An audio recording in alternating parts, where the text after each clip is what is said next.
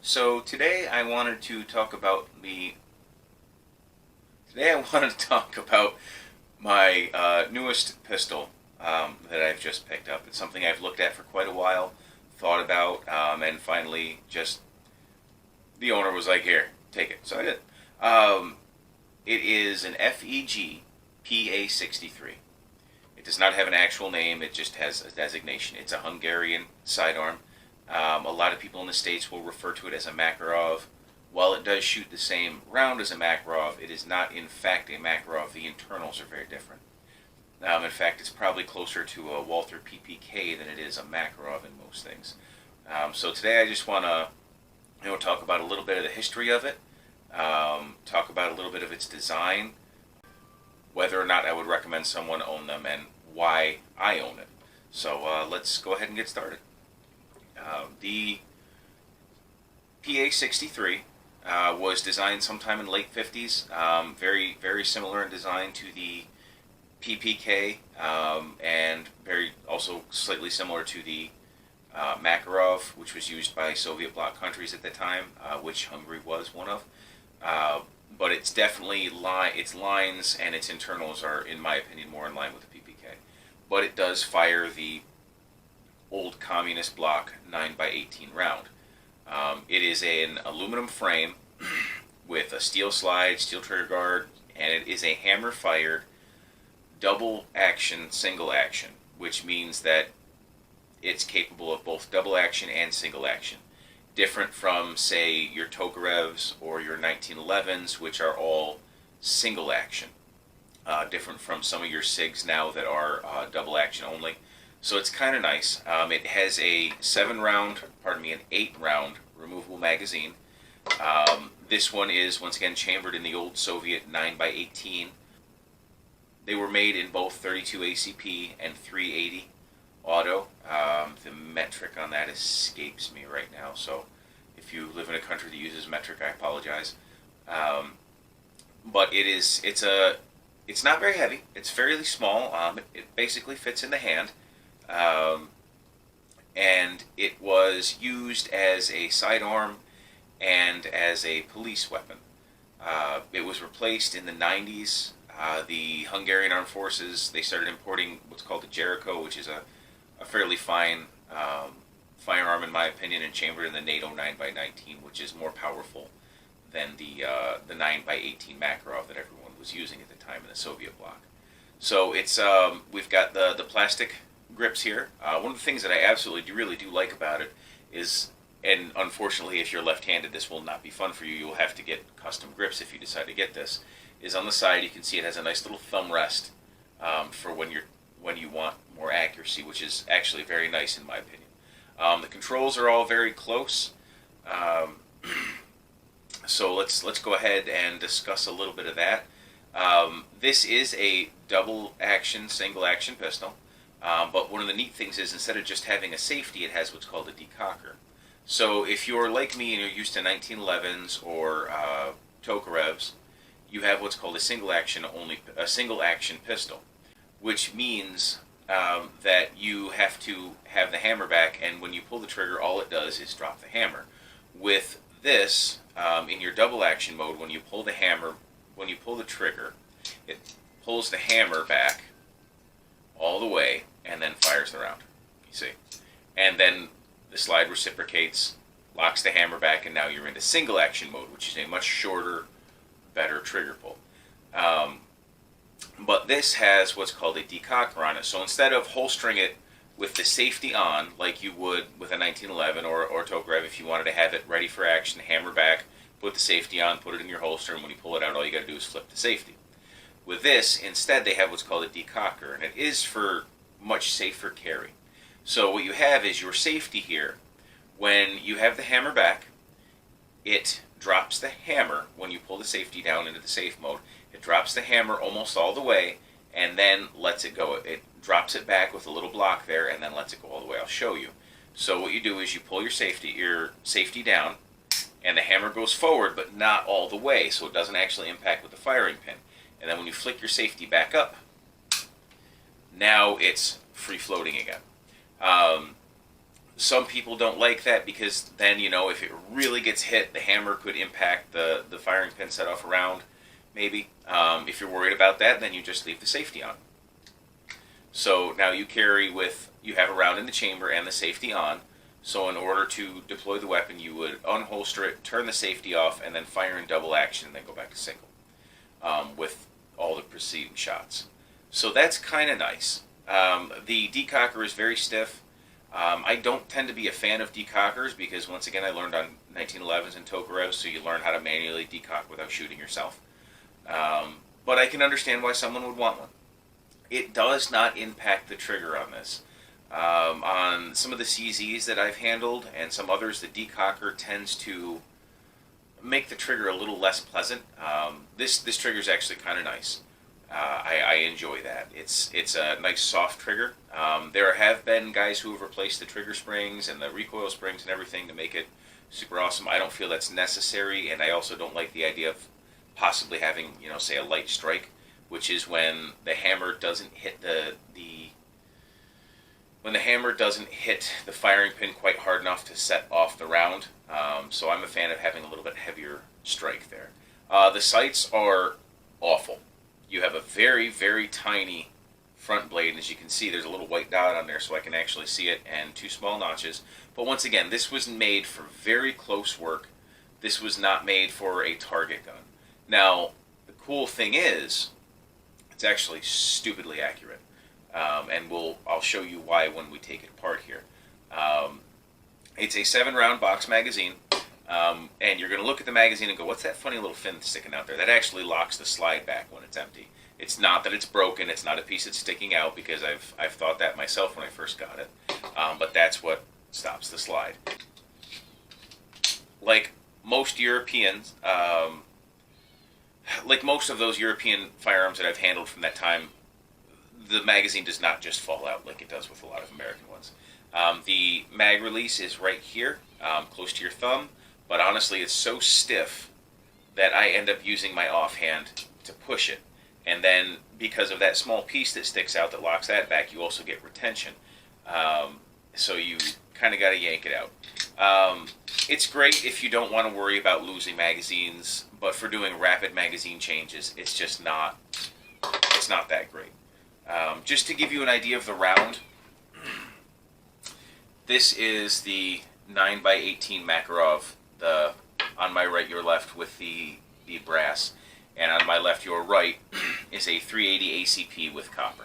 So that's an easy way to tell the difference. The problem is, they're very similar in size. The 9x18 is just a little bit longer in the case, and it's between 100 and 150 feet per second faster. But where it gets very interesting is the 9x18 is also slightly wider. So they're not interchangeable. Side note, 9x18 Ultra is not something you should run through your Makarov or through your PA63. It's not something you should do. The 9x18 Ultra is a much hotter cartridge made for a different kind of gun. I don't know if it would work. I'm not going to recommend you do that. Unfortunately, I know a gun dealer who he bought a bunch of 9x18 Ultra. Now he's like, well, what do I do? And there's nothing you can do. These are both 95 grains. So I thought the bullet weight is both 95 grains. So I thought this would be a good way to see that there's really not a whole lot of difference. It's hard to tell on the camera because there's such a small case length difference. And like I said, it's just a touch wider. So it's not really interchangeable. That's why some of these were chambered in 380. Europeans tend to like smaller rounds. They always have. It is what it is. Once again, accuracy is something I've always said is far more important than the size of the bullet. If you can't hit anything, it doesn't matter. But this is actually a fairly inherently accurate gun, just like your Walther PPKs, just like your Makarovs. The angle of the grip I find quite nice, and it's a fairly natural point. One of the things you want when you're looking for point shooting is you want to have something that follows the line of your finger. This obviously isn't quite, this isn't a Colt or anything, but it's pretty decent. And I have found that for close work, it's quite nice, because the sights are almost unusable. They're so small. But because of its inherent accuracy, it's easy to overcome. So I'm going to show you how to go ahead and just field strip this real quick to show you some of the internals and why it's so accurate. So we'll turn our safety off, pull our hammer back, and what you do is you take the slide and you pull down on the trigger guard, and you'll see the trigger guard comes out, right? That's your block that stops it. And pull our slide all the way back. Pardon me, my hands are giving me fits. And then all the way up and then off. And you can see it comes right off. There's your slide, there's your firing pin. Okay. Now here we have our barrel, and you can see the barrel is fixed. The barrel does not move on this. All of your movement is in the slide. So when you fire a round, the slide recoils against this big recoil spring here, and that's what drives it back forward. So because this barrel is pinned in here, it doesn't ever move, which means it's a little more accurate. It's kind of nice. The other thing this does is because the barrel is lower and it's not tipping or rolling to the side or anything when it fires, is the recoil impulse is basically straight back. There's very little flip. That changes the way it handles, so when you're firing it, you'll feel it right in here. It comes straight back almost. So you can really feel it in the hand, but it doesn't flip up much, which is nicer for follow-up shots. But field stripping it, that's all it takes to pull that off, and that's kind of nice. We could take it down further, but I'm lazy. That's all you have to do, and once again, putting it back, it can be a little tricky. Putting it back on can be a little tricky until you get the feel for it, but you just kind of put that spring on there, and then I do it against my stomach because that way I don't mar up the wood. You can use a table. You pull that back, pull it all the way down until you're seated in there, and you can see, that's what I was talking about. See how it's not quite right? That happens a lot. So you just got to pull it back further. Okay, until it lays down, let it go, give her a rack, make sure everything works, okay, and then we'll decock it. So once again, decocker right here. Okay, so that's kind of some of the points of how it works. It's a nice little gun. So some reasons why you might or might not want to own it. Number one, way cheaper than a PPK. I paid $250 for this. I've seen them go as high as $3, $3.50. Here in the States, they're fairly cheap. Nobody really wants them. Nobody knows what they are. But it's a nice little carry gun. If you want something that you can put in a shoulder holster and put under your suit coat and be the communist James Bond, this is perfect. It is a little heavier than, say, an LCR or something like that, but I don't mind. You may want to buy it if you have a lot of this old, surplus ammunition around. Where I am, the newly manufactured 9x18 is not that difficult to obtain. I want to say I'm paying like 60 cents a round for it, which, is a little high, but these days it's not bad. If you have access to a bunch of surplus, it'd be a great reason to have one of these. If you want a small, concealable, yet extremely robust and accurate pistol, this is going to give that to you. If you're concerned about safety, you can carry this, with an empty chamber, with a hammer, it's a safe pistol. I have heard of people having issues with these going off when they shouldn't. I'm going to chalk that up to human error.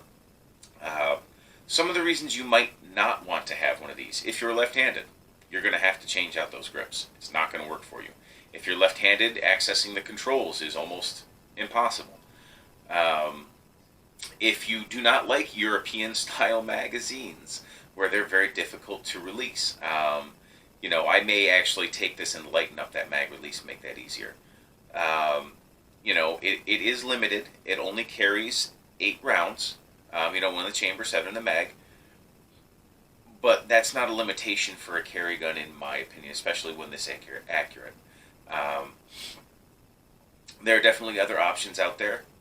The other thing that I don't recommend is I don't like decockers. I understand their purpose. I just don't like them. The other thing is it's a very stiff decocker. Don't like that. But on the plus side, it handles well. It shoots well. At 10 yards, you're going to have no issues hitting what you're pointing at. But like I said, if you're looking for a super accurate, great sights pistol, this may not be for you because the sights, like I said, they're almost unusable. That's why I have that little white dot on there so you can actually see it. Cleaning it is easy, as long as you're not, and even if you are using the old Soviet stuff that's corrodable, you just wash it.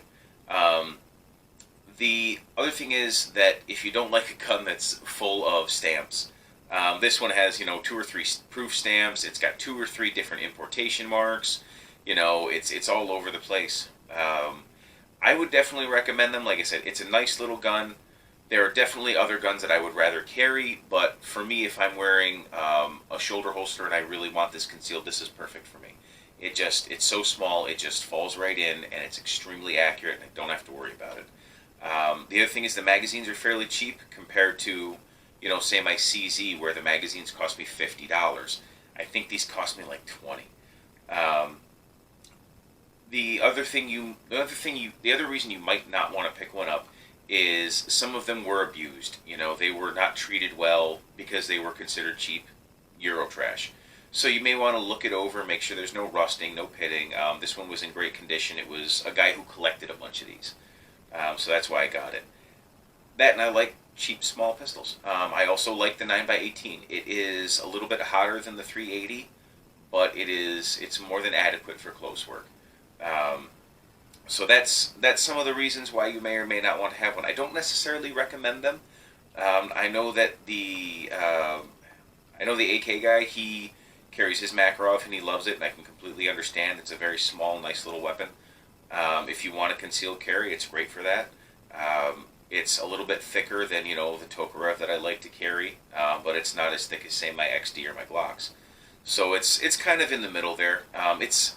It's a nice little piece if you enjoy them, but honestly, it is outdated. This is 60-year-old technology. There is stuff on the market that's a little better, but at $250 for a very accurate point-and-shoot firearm, I don't see a reason why not to own one if you want one. I'm not going to recommend it one way or the other, but that is a basic on the Feg Pa63. Another thing to note is on a lot of these, just like on this one, a lot of the other ones I've seen, it'll say right on the slide what it's chambered in. That's very important because, as I said earlier, a lot of these were chambered in 32, 380, 9x18. So you want to make sure that you're putting the right rounds through it. The other thing is I've heard that with a lot of use, sometimes these aluminum frames wouldn't be able to take the abuse. I don't know. I know a lot of people poo-poo aluminum. I've got some aluminum receivers that have seen thousands of rounds with no issue. So, once again, if you have one of these, or if you have a variant of it, I know there was a lot of Polish and Bulgarian ones that were out here for a while. I just happen to like the two-tone here. Leave in the comments. Tell me what you think about it, what you like about it, what you don't like about it, because like I said, I bought it because I've always wanted one, but I don't know if I would buy another one. So, thanks for listening to me ramble. I appreciate it, and we'll see you next time.